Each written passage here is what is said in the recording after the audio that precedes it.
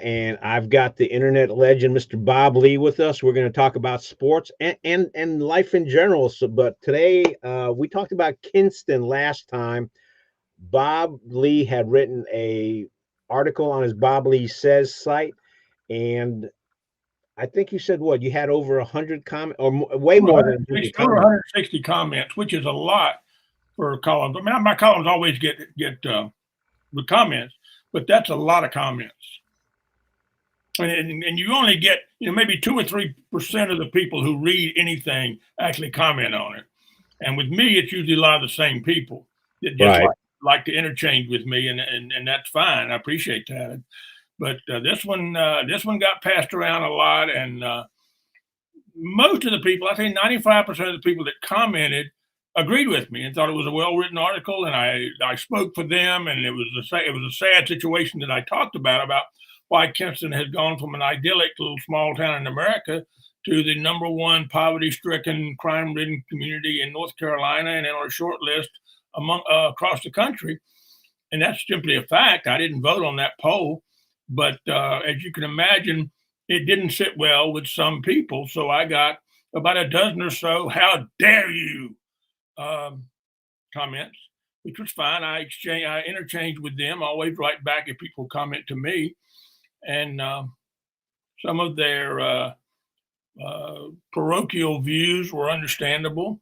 How dare you say something about my hometown and we don't have any problems and it's overrated? I wish people would stop saying that. And it's like, so I asked all of them that that disagreed with me. I said, "Have you?" So, well, what precipitated my comment? My article was the two articles, lengthy articles in the News and Observer about Kinston and the same problems. And that basketball was the only thing going in Kinston that was any good, particularly for the black community. And the number of NBA players out of Kinston per capita is higher than any other community in America. Kinston only got 20,000 people, and they have, I think it's 4 or 5 active NBAers now, and that didn't count Jerry Stackhouse, Cedric Maxwell, and a few others, Charles Shackelford. But anyway, they took issue with me, and I asked them if they wrote the News and Observer and expressed their righteous indignation, and none of them did. And I said, well, if you do, I'd be curious to see if Andrew Carter, who wrote the article, gave you the courtesy of a reply, because I'm replying to you, and I understand your anger and your again, how dare somebody say something about my hometown? And I tried to explain my perspective, that it really was just showing people, all of my readers, which is the national audience, mostly in the ACC territory, of course, but across the country. And in fact, I have a few in foreign countries.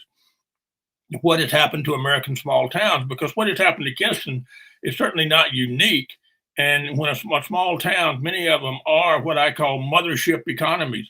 They have one factory. It may be a textile mill. It may be a coal mine. Could be a GM assembly plant. They have something that really is the massive straw that stirs their whole drink in their economy.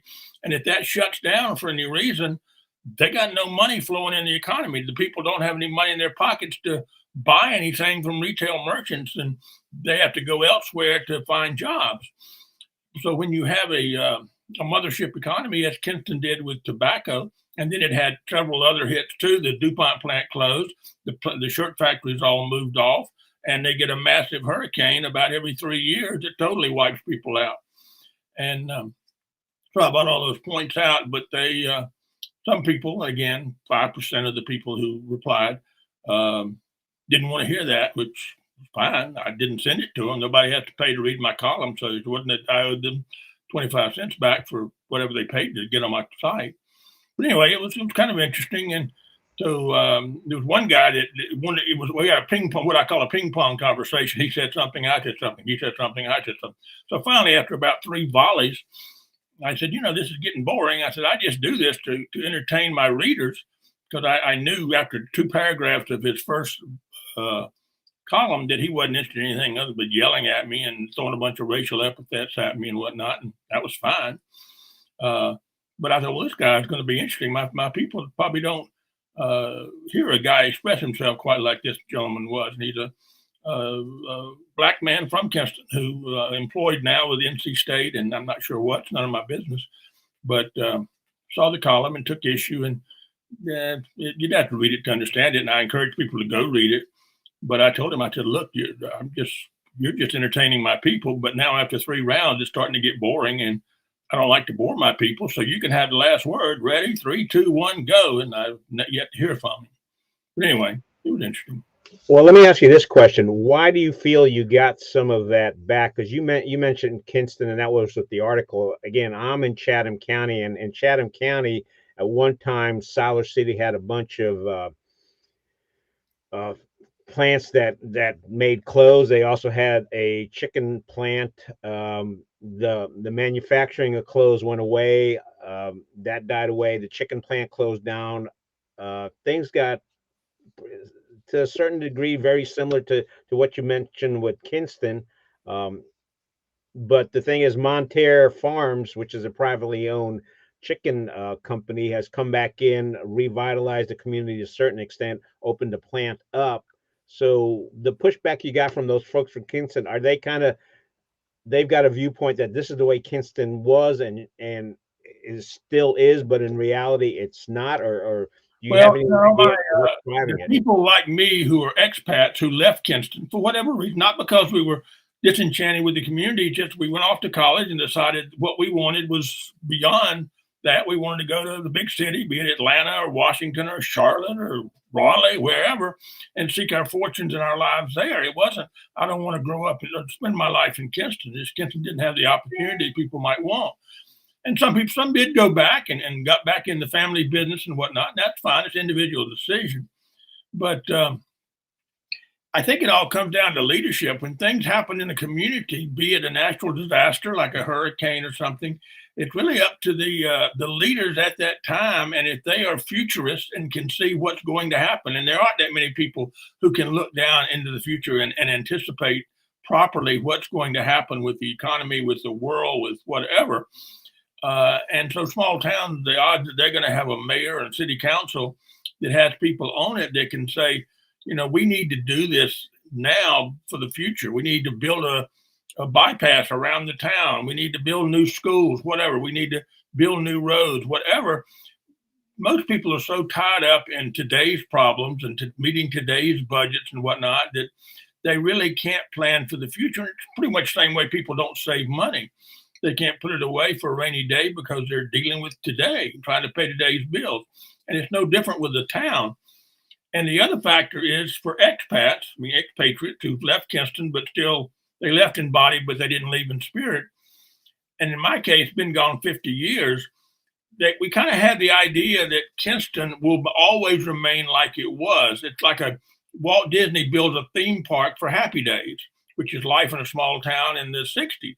And we'll go back and we'll see costume characters that look like us going to the same hamburger joint or parking with your girlfriend in the same little road or whatever we did, that Kinston's going to look just like that because we like that so much. Well, that's ridiculous. It wasn't going to be that at all. If Kinston had been like Greenville, which back in my day, Kinston and Greenville both had about 20,000 people. Pitt County, which is where Greenville is, now has about 100,000 people because East Carolina got their med school and their university itself has 20,000 people, I think. And all this, and they become a big center. Well, Kinston didn't. Well, Greenville had this community or teachers college that became a university with leaders like Leo Jenkins back in the 60s and 70s that kind of dragged East Carolina out of being a small little teachers college into a pretty significant university. People in Chapel Hill and Raleigh and Durham and won't ever admit that, but really East Carolina is an incredible school. And particularly for people in that part of the state in their med school, which produces family general practitioners that hopefully stay in the area and produce teachers that stay in the area and stuff. So, but anyway, Greenville, why did Greenville become 100,000 people and Kinston's hanging on with 17, 18,000 people and a real crime problem? Leadership, people at the right time, right place. And sometimes things just happen. And not every city is destined to remain and prosper. Like everybody doesn't prosper. You make mistakes and you make two roads diverge into yellow wood and you take the one less traveled down. And what happens? Gee, if I had done this 20 years ago, where would I be now? And stuff. Say the same thing about communities. One of the other things that came up just recently, and you had sent me the link on it, and let me see if I can bring it up. Is I just put up the picture. Rabbit, RABID raccoons. Apparently, the second one was just spotted back on the 7th. I guess that just adds to more of the grief going on Well, in yeah, Kinston. I mean that's a new. I get that off an online newspaper they have called Noose News. That is owned by the former mayor, B.J. Murphy, who's one of the real, I think, one of the city fathers of Kinston now. Although I think he's in his early 30s, mid 30s maybe. Very sharp young man who served 2 terms as Kinston's mayor, and it may turn out that he would be Kinston's last white mayor if you hold to the theory that you vote by color. Kinston is now 66% black. The last 2 elections have elected a black mayor and a black city council. And if people are voting by color, the chances of Kinston gaining any kind of 50-50 or whatever balance between the races isn't really likely. So the B.J. Murphys of the world probably aren't going to have a chance to be elected leader. Now that can't mean they can't be a business leader and build some sort of business that just takes off and hires a lot of people and whatnot. But uh, he had this online newspaper. Not he doesn't print; it's just simply online. And one of his headlines was second rabid raccoon found in Kinston. Okay, you got rabid raccoons in Kinston, but to make that a news story, you're probably not going to see that in what's left of the News and Observer or McClatchy newspaper. I don't know if you'd see that in Chatham County Journal or not. You have to ask your feature editor or your news editor what he puts above the fold in the newspaper. Good question, I guess, to ask. If there's a skunk found in downtown or something else that's, it's serious, but it's kind of humorous. And the word rabid raccoon is a funny word. You hear that and you sort of smile and say, well, I don't want to get bitten by a raccoon, have to take a shot to my stomach for 6 months, but that's a funny headline. Rabid second, not the first, but the second rabid raccoon found in Kinston. Oh my gosh, that's better than 3 shootings and a stabbing, I suppose. But it's what you see in a small town, and that's probably what if Mayberry had 2 rabid raccoons, I guess they'd write about it, and Andy and Barney'd have to go out with some kind of trap and catch it. That would make for a whole episode right there. Could you imagine Barney chasing after a raccoon and the concepts or the him and Gomer chasing it down, and it gets trapped back in Floyd's barbershop. And here we go. Yeah, that would make for a good episode. No, here in Chatham County, actually, the big news this past week has been the fact that we have a Chatham County School Board meeting coming up on Monday, and there's a bunch of angry Chatham County moms. I've kind of gotten into the sync with them. It's interesting because there are certain moms that feel that their children are being underserved by Chatham County schools, but aren't being very vocal about it, especially the ones that are more towards the liberal Chapel Hill side of it. I actually had one mom said, "Look, this is the way I feel. I can't come out publicly to say it because the group that I hang out of liberal moms would chastise me and cancel me." So it's going to be interesting what's going to happen. But the consensus, my gut says that on Monday they're going to do the same thing that Wake County School Board has done on mandatory masking. And Wake County has said, yeah, we're going to have mandatory masking for at least another month because North Carolina state law requires them to have a monthly vote when they have their meetings. And although I get the feeling they will probably maybe next month get steamrolled because the consensus seems to be out there. Everyone except maybe the president is saying we need to just get away from masking. What are your thoughts on masking? Or I don't know whether this was local, state, or national. That the teachers' union say they're not going to go. They're not going to go back until there's absolutely no COVID left in America. They're not going to go back in the classroom. So, are the Chatham County schools open now, and children are going every day and sitting in a classroom and being taught, but they're all having to wear a mask? Is that the situation? yes, it's all it is all in person. You do have the option. There is some learning, but what's also happened is I've gotten emails from moms who said, you know what, after the first year, my kid is falling behind, and I either take them to a private school, to a Christian school, Taylor's Academy, or to a charter school that doesn't have the same rules. And the interesting thing is, these kids come home, they unmask, they mingle with each other. And in Chatham County, out of Chatham County residents, no one under the age of 50 has died from COVID. So that's where we are in Chatham County. Well, I think it's pretty much the case across America. I mean, you read about all these situations, very similar school boards, people getting arrested and carried out for having a view contrary to the board. If the board is all of one mindset, and Wake County is, I think it's for several elections, it's been all what we might call Chapel Hill kind of people. And you know what I mean by that. Wake County has mayor and city council, I think with maybe one exception on the council, are Chapel Hill kind of people. And it's interesting that we both know what I'm talking about when I say that. But yes, you can. Durham also. Liberals and liberal Democrats tend to pay more attention to local elections than us crazy right-wing people. I don't know why that is, but they do. And so they get into positions, and whose fault is that? Yeah, you can see that. And actually, talking about Chapel Hill and Chatham County, you go to the Harris Teeter in 15501 in Chatham County. It's looser, less people wearing masks. You go over to Chapel Hill or the one in Carborough, and they've got plastic partitions in between the checkout counters. Everyone's wearing masks. If you're not wearing, actually, it's interesting because Orange County Chapel Hill has a mandatory mask mandate. However, if you look through there's like 7 or 8 conditions as to why you don't need to wear a mask. And the number one condition is you can just simply say, it's hard for me to breathe. So boom. Yeah. And I've gone into the food line. In Orange County, they probably don't even allow the vets to give ivermectin to horses.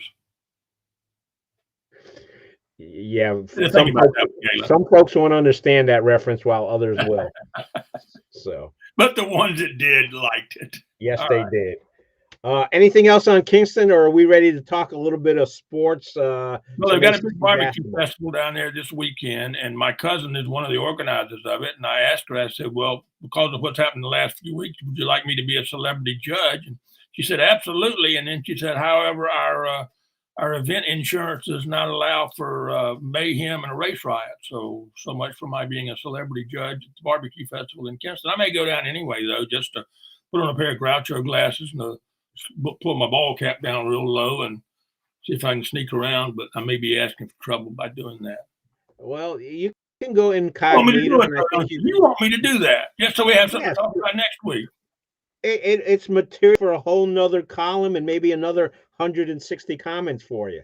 All the world is about column fodder and show prep. Well, the thing is, I think some people don't realize you've been doing this for what, over 20 years? 20 years, 2,500 columns. Not all of them are this provocative, but I wish they were. Well, you're talking about things not being provocative. Sometimes things that are provocative kind of catch you by surprise. You just put something out there and all of a sudden, boom, it explodes. We occasionally see that on some of the columns. I can't remember, but you would just have a regular column and all of a sudden it trends all the way to the top and it goes on for several days and you get feedback on it. So I always tell my wife when I write a column, I'm like, really, this is a really great column. This is going to go great. And it's kind of, man. And then I do one, so I just knock this out real quick. I don't have a deadline or editor or publisher or anybody. I can do things whenever I want to. But finally, I get upset with myself and not putting one out. So I knock out a column real quick and, all right, I've done. And it goes to the roof.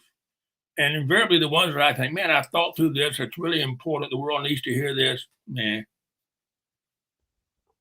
Yeah, and the interesting thing, everybody who writes or does radio has understood that. The ones you think aren't going to take off do, and the ones you think do won't. What do you say? Right, and you never know what that little twist in that story or that article is that catches people's attention or gets them ired or. Actually, speaking of which, there's an old clinic in Pittsburgh that was kind of the official first hospital in Pittsburgh back in 47, 48. It was started up and it's been bought by a local developer, Greg Stafford, who's actually developing one corner of the. Do you have corners around traffic circles? I don't know. Somebody can fact check me on that. But he's developing. It's called the SoCo Project, and he went in there. I went in there, did a video tour, and then what they're planning to do is the day before Mother's Day, have everyone who wants to, who was born in that clinic, to come on out and do a group shot. And I didn't think much of it, but it's exploded, got shared on social media. All these people are looking to come out. They may have to close part of the street to get that picture of all those people. You never know. Yeah, well, in Pittsburgh, that seems to be the big event coming up, the Saturday before Mother's Day.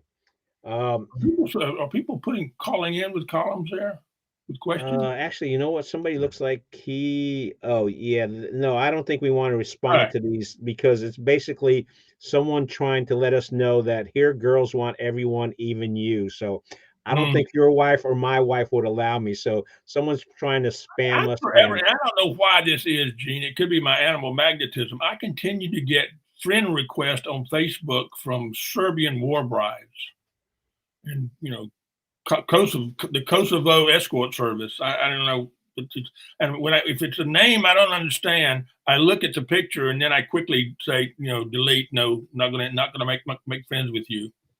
I just blocked them. So yeah, I just blocked them so they won't come on, and don't feel super special about those Serbian girls because I get those every once in a while. It's have no friends, no other pictures besides them in swimsuits or something. I'm like, yeah, Right. boom, Right. you're declined. All right. And blocked. Yep. So all right, what's next on the list? Next on the list, again, folks, this is pretty much, we just have like 4 or 5 items, and this is open discussion. ACC basketball. I had forwarded you an article from the Augusta newspaper, and the question is ACC basketball just down this season, or is this a trend that's going to continue? And what is the future of ACC basketball? So have at it. Well, I started this off with something I mentioned to you before we went on today, and I could tell by the surprise on your face you didn't know the answer. We take it for granted that ACC basketball has always been this special element of college basketball that was just very special here on Tobacco Road, the Big Four, and then the original 8, and the fervor we feel around here, and the fact that the Carolina Duke game on TV is always a big ratings getter nationwide, and the people say it's the number one rivalry in sports and all this stuff, which people in Michigan, Ohio State probably disagree with that. Maybe the folks in Auburn, Alabama disagree, but everybody's entitled to their favorite pizza place, barbecue joint, sports rivalry, and Bond girl. My way of thinking. But the popularity of ACC basketball, and we talked about this a few weeks ago, began with the 1957 UNC national championship in that weekend, and it got put back here, and everybody kind of got excited. Now, right before then, a few years before then, Everett Case was hired as the basketball coach at NC State. He was from Indiana, and he brought down a bunch of players from Indiana, and they were better than the players in North Carolina, and they became real good. Now, they didn't win a national championship in the early 50s. And then here comes Frank McGuire from St. John's, where he'd won a national championship at St. John's before. Now, national championships back then were not the Super Bowl of college football, of college basketball, like the Super Bowl is, but now it always is. Final Four March Madness is comparable to the Super Bowl, and of course lasts for 3 weekends. It wasn't quite that big a deal back then, but the big deal when they brought it back here in Carolina. Everybody in North Carolina saw that game, and they had Frank McGuire, was this dapper New Yorker who came into UNC, brought in all these guys from New York. His entire starting 6 or 7 men were all from New York City. And they were very, very good. And they won with them. And everybody was happy until they started realizing, Frank, can't you recruit some of our North Carolina boys and win with them? And Frank said, you're not going to tell me how to coach. And they had a big fight, and he was fired, quit, whatever. And people at UNC back then, and this may be hard to believe with the way it is now and how fervent they are about basketball, were a little concerned that basketball was becoming too important at University of North Carolina.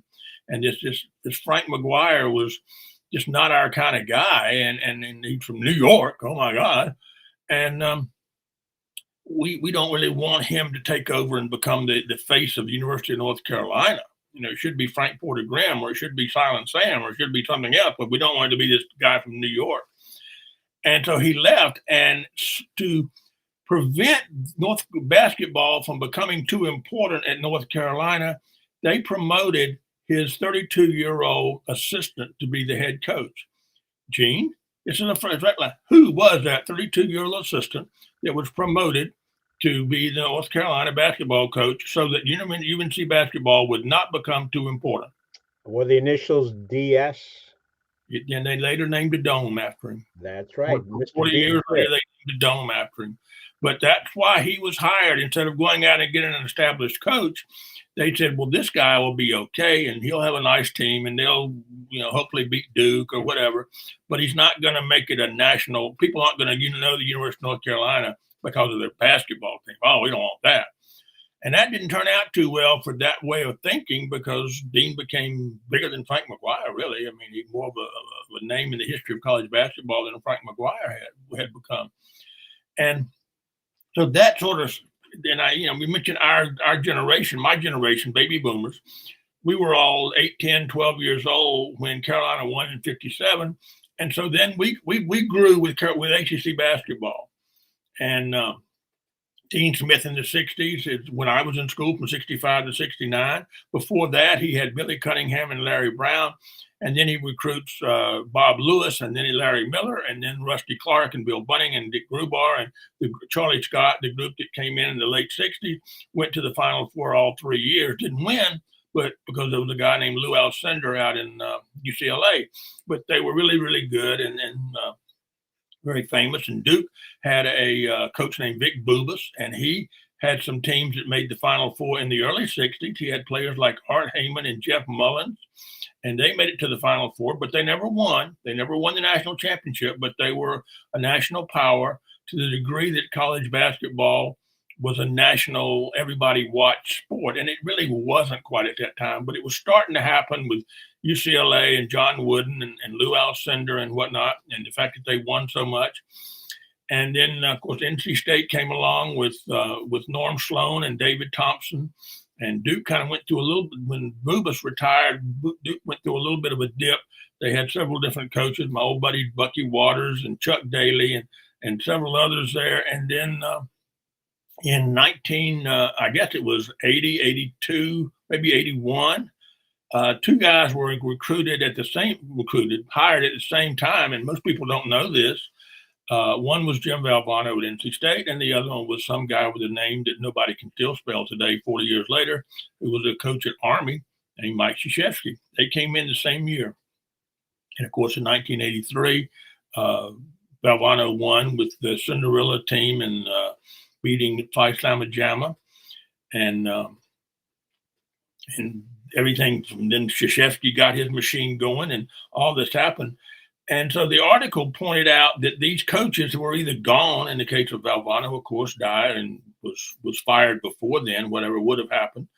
I think he would have gone on into the pros very shortly because he just needed a bigger stage. The idea of being the coach of the New York Knicks or the Lakers or something like that was more Valvano's side kind of stage than simply being at a relatively small agricultural college in North Carolina. He was too big.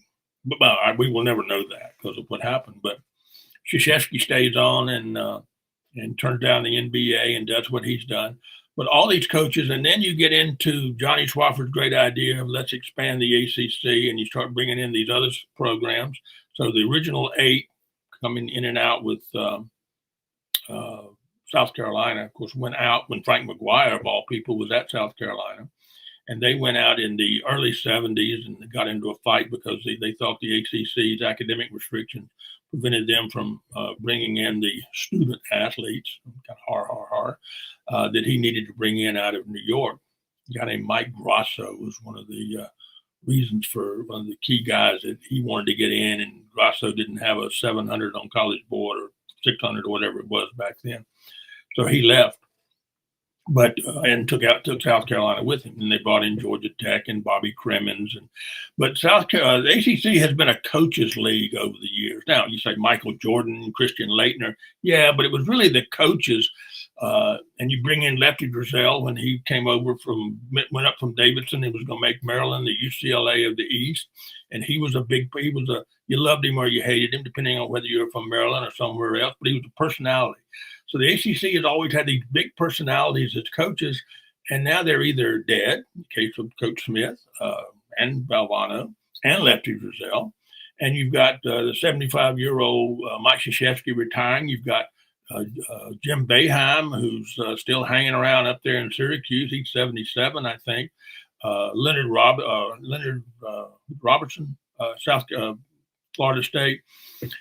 He's in his 70s. The guy at Miami is in his 70s. So these guys, the guy in Miami is certainly not famous. I think I know what his name was. If you said it and showed me a list of names, I could tell you which one it was. Beyond that, I can't even name. Well, Tony Bennett. The coach is doing real well. He's kind of the young breed, but ACC doesn't have a bunch of famous coaches anymore with high profile personalities. So the article, now the person who wrote the article, it got a lot of play because of the headline. I don't know that person knows as much history of the ACC as I've just been spouting here in the last 10 minutes, but it got everybody, oh my God, they can't say that about the ACC, which is just another version of how dare he say that about Kinston. People get very protective about something that they love or they own, or they're going to tear down my favorite barbecue joint. How dare they? Whatever.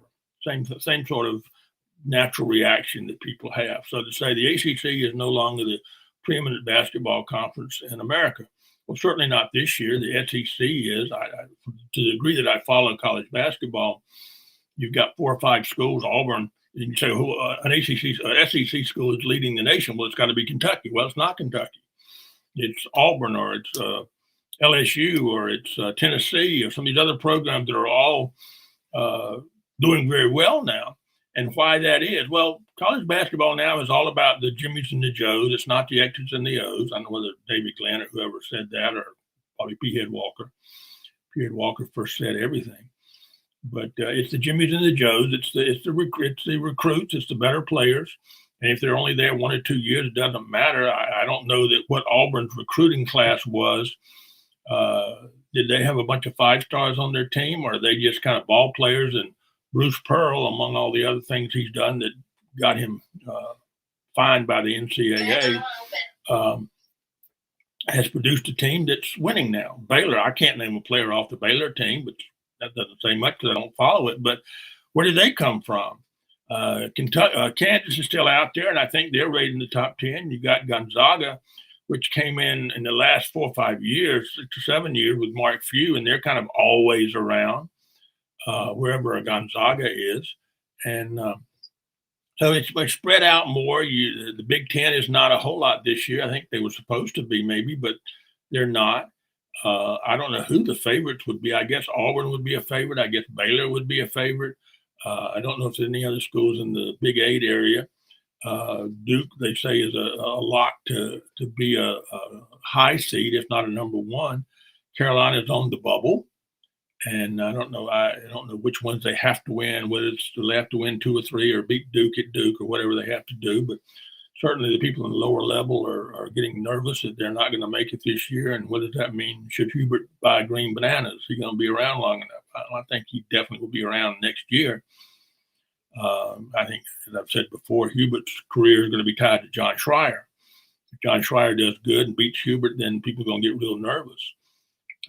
State's kind of a non-entity right now in basketball. Wake Forest is making a little noise this year, but is that going to be sustainable? How many of their players were 5-star recruits? Probably not very any of them, but he's put together a good team. And Carolina, of course, always recruits 4 and 5 stars, and Krzyzewski always recruits just 5 stars. He didn't recruit 4 stars; he only recruits 5 stars. And the Krzyzewski team coming in next year is supposed to be the number 1 recruiting class in the nation, so they'll be real good next year, and then they'll completely clean them out and start all over the following year. How long can he continue to do that? So I think, the ACC is certainly changing. It has no divine right to always be the preeminent basketball conference in America. nothing has a divine right. Kinston didn't have a divine right to always be an idyllic little happy days town, as we found out. Nothing stays the same. Alabama, at some point, Nick Saban will retire with 7 or 8 or 10 titles, and will the next person be able to do what Nick Saban's done? Carolina, of course, had Dean Smith, and then he bequeathed it to Bill Guthridge for a couple of years to get Bill's pension up to where it could repay him for being a loyal assistant. And then you had the disaster of the Daugherty era, and then here comes Roy, and everything's fine again for 17, 18 years, or however long was here. And now Roy's gone, and the jury's still out whether the dynasty will continue. It's not automatic. You have to go out and win the games. And these kids, the story I told you when our first meeting about these kids don't know who Lenny Rosenbluth is, and they didn't know who Wilt Chamberlain is. Everybody still knows Michael Jordan because of the shoes and the fact that he's still involved in basketball. But I could name a bunch of Carolina players that you think would be immortal that, how long before people don't know who Tyler Hansbrough is? I would question if any of the current players at Carolina really know who he is. Now, they may see his jersey up in the rafters, of course, and on the front row for being player of the year. But he's falling, he's in China somewhere with, playing basketball, and he's just a memory. They don't see him playing on the NBA. Christian Laettner the same way. How many of these kids at Duke saw him step on the Kentucky guy's chest and make the famous turnaround jumper from the Grand Hill Pass? Not many of them. They weren't even born then. I mean, these kids were not born in the 1990s. These kids now at Duke were not born until Y2K. They were babies at 9/11. And it's hard for us, again, being baby boomers, to realize the world has changed, and we're walking down life's 18th fairway here, and everybody else is out there making a turn in the clubhouse. Man, that's a great analogy. You need to write that down, and when I get you the AI created transcript, you can pull that off of it. Let me ask you this, because you're real good with history. Let me ask you about the Dixie Classic. What are your memories about that? What about the history of it? How it started, how it ended? Because I think it ended, early 60s? Like Bill Friday did away with it. He thought it was getting too big. Okay. The venerable old Bill Friday. So how does the Dixie Classic fit into the history of ACC basketball? Well, William Neal Reynolds Coliseum was one of the preeminent basketball places in America. There was one up the Hinkle Fieldhouse up in Indianapolis, and of course the Palestra in Philadelphia. There were 4 or 5, and William Neal Reynolds Coliseum on the campus of NC State University. I sound like Ray Reeves doing an announcement of a state game. But means absolutely nothing except old-timey state people understand who Ray Reeves was. William Neal Reynolds Coliseum on the campus of NC State University. It was one of the venerable places because of every case. So they started having this tournament at the preseason every year, beginning of the season, and the 4 Tobacco Road teams. This was when Wake Forest was at Wake Forest, which is where they got their name, and Arnold Palmer was playing golf for them before they moved to Winston-Salem. So you had these 4 schools within a 25-mile circle of each other, and they hosted 4 other schools in an 8-team tournament, and they would bring in top teams and play. And the ACC, I believe an ACC team always won the Dixie Classic. I don't know whether it was 10 years, 8 years, 7 years, ever how long they did it. Of course, now if you did it, you certainly couldn't call it the Dixie Classic. That would bring down the house. Oh, boy. That would have... what's his name, Neil Young, upset and telling Spotify not to carry that Dixie Classic. I digress. But the big thing with the Dixie Classic was segregation and integration and lack of same. And they wanted to invite Cincinnati to come down, University of Cincinnati. This was long before Wes Miller became the coach at Cincinnati. I think a guy named Ed Junker might have been the coach then. But his star player was a fellow by the name of Oscar Robertson, the Big O, and he was black. The idea of a black player coming into North Carolina and playing basketball at Reynolds Coliseum, the community wasn't quite ready for that. And he could come, but he couldn't stay in a hotel. He would have to find a home that he could stay in, and he couldn't eat in at the Angus Barn. I don't know if that was there then or not, but I mean, they couldn't eat in a regular restaurant because it was very strictly segregated. And here's this all-American basketball player, arguably still one of the finest basketball players in basketball history, Oscar Robertson. And he couldn't, he was an outcast down here. He's a great basketball player, but if you're going to come here, you can't stay at the Sir Walter Hotel. You can't eat in the K&S cafeteria, or you can't go with the team where they're going because you're black. And that created a lot of problems and kind of brought a lot of attention right about the time that it was the Civil Rights Act came in 67, 68, and this was in the early 60s. But it was, I want to say 60, 61, somewhere around there. And then Bill Friday just said, this is getting too big. Gambling might get involved with it. And he came up with a lot of reasons. He really didn't have to read it because he was Bill Friday, and whatever he said was going to happen. And he was a usually benevolent dictator of anything that happened in the UNC system. And he said, no more Dixie Classic, and that was it. What was your question? ACC schools. I'm just taking a look at the record. Actually, in 1952, Penn won the Pennsylvania won the game. Won the tournament. Oh, I'm sorry. No. You are right. Penn.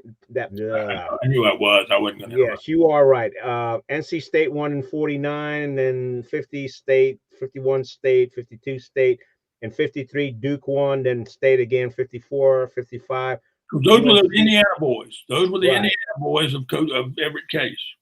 Right. And then you mentioned Lenny Rosenbluth. That was in 56 when North Carolina won it. Wake Forest was the runner-up. 57, they won again. Then State came back in 58. 59, Wake Forest won. Yeah, Billy Packer played for him, I guess, back then. Lynn Chappell was their big guy. Yeah. And then UNC won in 1960, and that was, I guess, the last year they had it. Yeah. So it lasted about 10 years. And people still remember it. Our generation remembers it, but you go 10 years below me and they've heard about it maybe, but they didn't, the excitement where if you were kind of like the ACC tournament became later in the 60s, 70s, and 80s, you listen to the Dixie Classic, you would take, if you were a basketball loving kid, you would take a little transistor radio to school, and the kind transistor where you'd hook it up to the radiator with a little alligator clip. I don't know how that works, but you did. Then you could listen to it, and you listen to the broadcast of the games, and hopefully you didn't yell out excitement if something happened, and the teacher said, "You're listening to the Dixie Classic on that little radio back there?" And yes, ma'am. And you had to go to the principal's office, and you and the principal listened to the rest of the game. But it was a big deal. It was a real big deal, and they took a lot. The state of North Carolina took a lot of pride in it. And you're going to come in here, but you're not going to beat our teams, and nobody did. But the integration thing with Oscar Robertson kind of got it in a bad light, and all happened. Everything else was happening right around that era kind of doomed it. Well, that was my last question on the ACC. Again, people, you get to hear a little bit of history on the Dixie Classic. You were talking about coaches and the future of the ACC, or actually college ball. I got to shoot at the Wake Forest at NC State game, and NC State lost that game. But Steve Forbes and his team got 20 wins for the season, which Manning wasn't able to do with the Wake Forest team before he got fired. And Forbes has basically got a team of his starters are primarily transfer portal guys from other schools. And the question came up. One of the reporters asked the question, because again, I just take pictures, I don't ask questions, said, "Is this the future of how you succeed in basketball?" And Forbes basically said, "You know what? I'm not sure, but it's worked out for us this year." So, well, Wake Forest, what happened? Worst thing that happened to them was the death of Skip Prosser. He was an established coach. He was doing well, and then he suddenly died in the summer. This was 10 years ago, I guess. I don't know how long ago. But when he died suddenly, wasn't sick or cancer or anything. He just died, had some kind of heart attack or something. And they had to replace him with Dino Gaudy, and because he was right there, he was an assistant, and that turned out to be a train wreck. Dino Gaudy has been nothing but problems for the game of basketball ever since. He got into some issues over there with his personal life, and he wasn't a Wake Forest kind of guy. And then they followed it with, I think this was the guy with no vowels in his name. That was a friend of the AD at the time, and Zemlik or whatever. And that was another train wreck. And then they thought they had it figured out by bringing in Danny Manning, famous guy from North Carolina.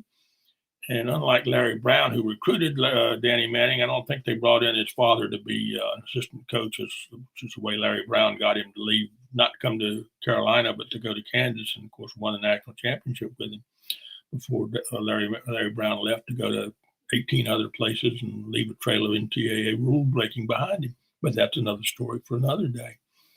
And but Danny Manning didn't ever work out. He had been I think, fairly successful coach at Tulsa. He'd been an assistant coach at Kansas, his alma mater, for a few years, and for Bill Self, and then he moves to Tulsa, and then he comes to Wake Forest, and it just never happened. And they kept giving him extensions, and he kept giving them 8 and 10 win seasons and whatnot. And now I think he's he's not at Maryland. I'm not sure where he is. You probably know where he is. He might be a interim head coach somewhere. But anyway, he's not at Wake Forest. And so they got this guy, and I wouldn't know his name if he walked in my house saying, "I'm Steve Forbes," and he had Steve Forbes T-shirt on. I don't know what he looks like. And I don't know I can't name the coach at Georgia Tech. I can't name the coach at Virginia Tech. I can't name the coach at Boston College. I can't name half the coaches in the ACC, and that's my issue. That I'm not saying nobody can do that. I can't. And I think he's pretty honest to saying it's working for us. And this year, those guys will be gone, several of them, most of them, and I better fill them up. And I think a coach that figures out how to use the transfer portal, and they've all got to some degree because of the one and dones, the ones who figure it out are going to be successful because they're going to have better talent than the ones who don't figure it out.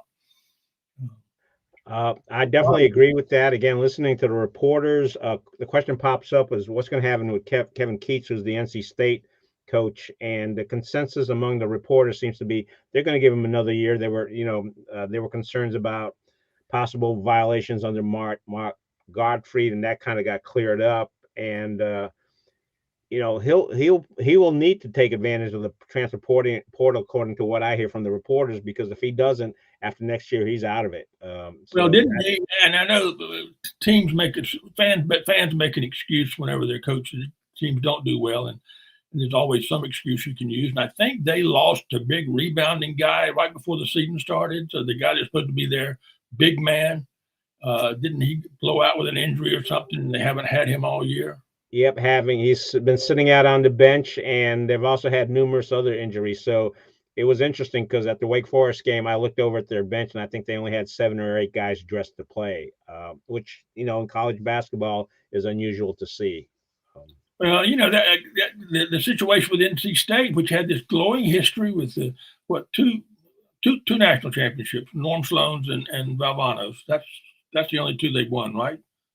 I think so. Anyway, but they had a great tradition, David Thompson and everything else, and for a long time they've been a non-factor in college basketball. So it's not a guarantee. Well, we had every case. We have David Thompson. We had the Cinderella story, and now you're a mediocre program, and you have been for well over a decade.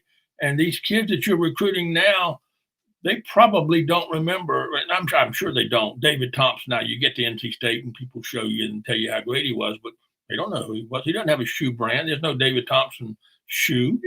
So these kids don't know who he is. He's a Lenny Rosenbluth of NC State. They don't know, not of their era.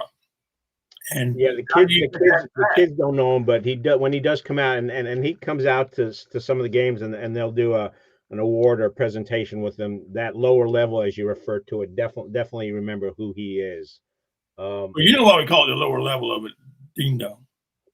That when Skipper Bowles built the Dean Dome, he got people to donate money to build that, and they were guaranteed for life, they are there and their prodigy or their future generations, those seats in the lower level. So the lower level at the Dean Dome, with the exception of the student section, which they put in a few years ago because the place was such a, it didn't have the crowd appeal and the home court advantage because the students were way up in the rafters somewhere and it didn't matter. So they created that student section on one end where they can scream and yell. And apparently that got them a little bit of problem against the Duke game. I saw a couple of things on the Facebook about that. Gene, I assume you were there, and weren't you? Just answer my question, then I'll go on into the second stage of that. Were you there at the Duke game? No, I did not do the Duke game. I got tied up with some other things, but you're referencing the F-bombs. Is that correct? I have the F-bomb, the Let's Go Brandon or Let's Go Krzyzewski cheer. And I wasn't there, so all I know is I guarantee you the little blue-haired ladies in the lower level were not yelling that. So the idea that Duke fans, yeah, the Cameron crazy, let's forget about those for a second, were that everybody, all 21,000 people were yelling, "Let's go Krzyzewski," and you know what I mean by that. And that's not true. The students were yelling it. Now, the question, and I wrote Bubba about this, all the furor, and of course the Duke fans saying, "Oh, they're the worst fans in the world," and blah, blah, blah, blah, blah. And the Cameron Crazy started that whole idea of yelling obscenities and whatnot at visiting players, but they conveniently forgot about that. And then, well, everybody's, you know, whenever the hated rival fan base does something, they're all a bunch of. So they're all a bunch of ungrateful blah, blah, blahs over NC State or UNC. It's not true. Yeah, there's a faction of them that need to be stuffed head first in a wood chipper. They're just disgusting human beings. But that's only a small percentage of them, and you can find that faction on any fan base in America. And so the idea that what they were doing, but people brought up something. If that had happened, the fans started yelling that with Dean, he would have taken the microphone and said, "You will be quiet," and they would have. And pretty much Roy might have done the very same thing. Whoa, stop a minute. Whoa, give me the microphone. We will have none of that here. This is not the Carolina way. And people would have shut up. Now, why didn't Hubert do it? I pose that rhetorically. Does Hubert not quite realize the power of his position yet? That he should have, if it was as obvious as apparently it was, where the whole place, the roof was lifting because there were all 21,000 people screaming "F you, Krzyzewski," Coach K, whatever it was. Was it that loud? Probably not, but yes, people heard it, so they assumed all 21,000 Carolina fans were yelling that. No. But it was enough that should Hubert have taken the microphone and said, "Hold it just a minute, stop a minute, we're not going to have that here," and pointed to the student section or wherever it was coming from and say, "Stop it immediately." Would they have stopped it based on Hubert saying it? Probably.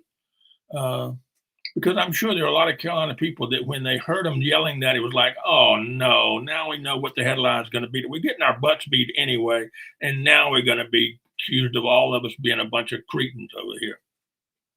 Well, that's just the nature of the hated rivalry. But what do you think? Based on what you know, and you weren't there either, so you don't know how loud it was, and was everybody doing it?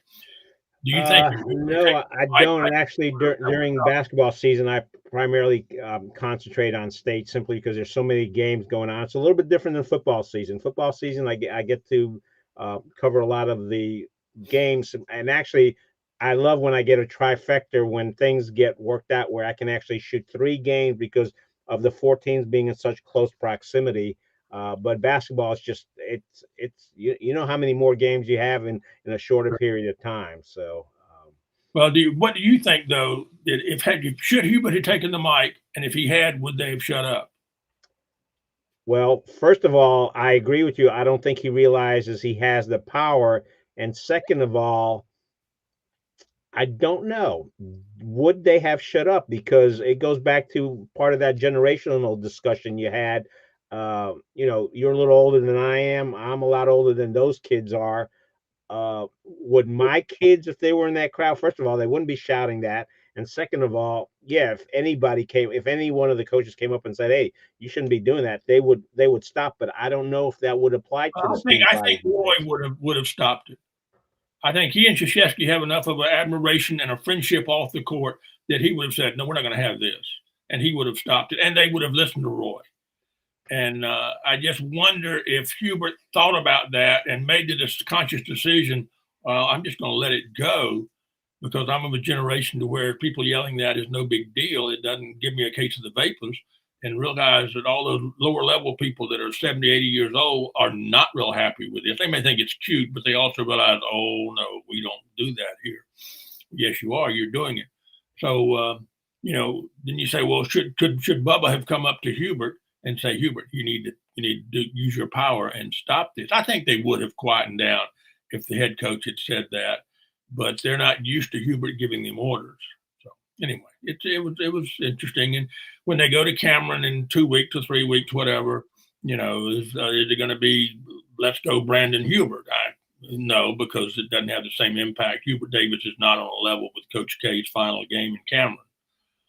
Right, and I could see where Kay would actually say something, because again, Cameron is not that big of an arena. I've shot games in high school gyms that are bigger than that. So you're probably right there. Hey, we got 5 minutes left because as we last week, and I love the discussion, folks.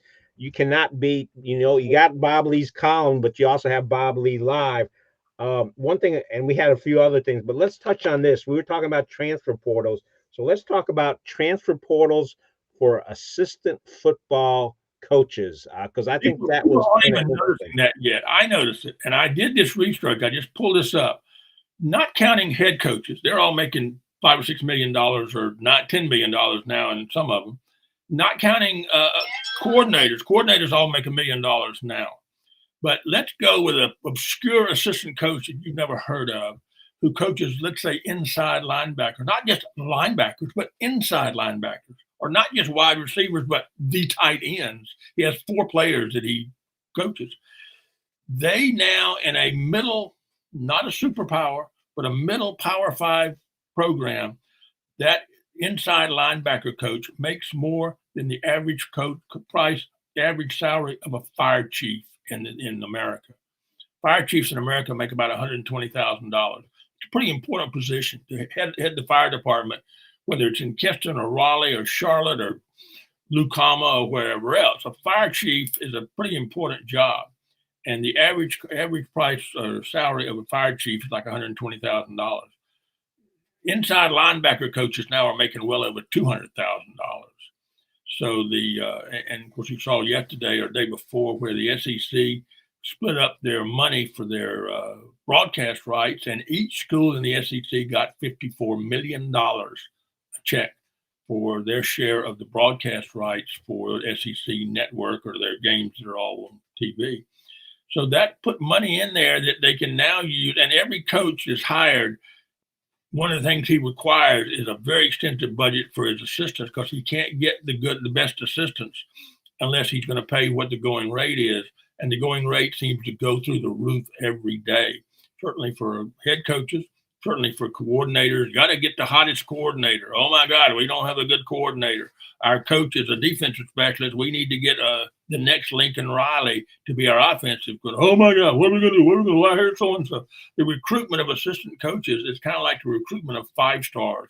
They're going to start tracking airplane wing numbers now to see where the coach is flying to whoever's recruiting for the coordinator job. And it looks like University of Miami, Cristobal down there is hiring all superstars for his coaches. He's getting former NFL coaches and all kinds of people. And he must be paying them all at least $500,000 a piece to come down there. And he's building an all-star team of coaches. Now, I question whether or not coaching is that much. I mean, it's not brain surgery. So how many football coaches all know the same thing? They teach the same fundamentals. They kind of, you're talking the offensive coordinator for team A going against the defensive coordinator of team B and trying to outguess him on what he's going to call for his formation for this next play. If you guess wrong, they score, they sack your quarterback or whatever. I mean, these people aren't so much brighter than everybody else. It's a lot of it is the players, and then the player breaks loose and he catches the ball and then he drops it. Well, is that the coordinator's fault that he dropped the ball right in his hands when he was in the clear? Or, any of the other things that can happen in a game like football that determines the loss of the game, and it ends up being you're fired because you lost a game to the big rival, and it's not my fault that the $10 million coach that the guy dropped the ball in the end zone on the final play. But it's a strange business. But the idea of what I just said about the fire chiefs, I think that's pretty incredible. That our society now says an inside linebacker coach at just a regular program. Let's say say Georgia Tech. That's a middle of the road program. The inside linebacker at Georgia Tech makes more than the fire chief of the city of Atlanta. Think about that one, folks. Where are our priorities in this world? I'm not talking about a rapper that makes $10 million selling rap music. That's a whole nother thing. And the players making the money, the 12th man on an NBA team makes $5 million. That's a whole different thing. I'm talking about an inside linebacker coach that you don't even know who he is, and he's making more than these top city officials that have a lot of responsibility. Well, I think that's material for your next column. We've hit that hour mark. I've got to get on another call at 2:00. So, Mr. BobLee, as always, thanks. Let me put up the website so folks know where to look for them.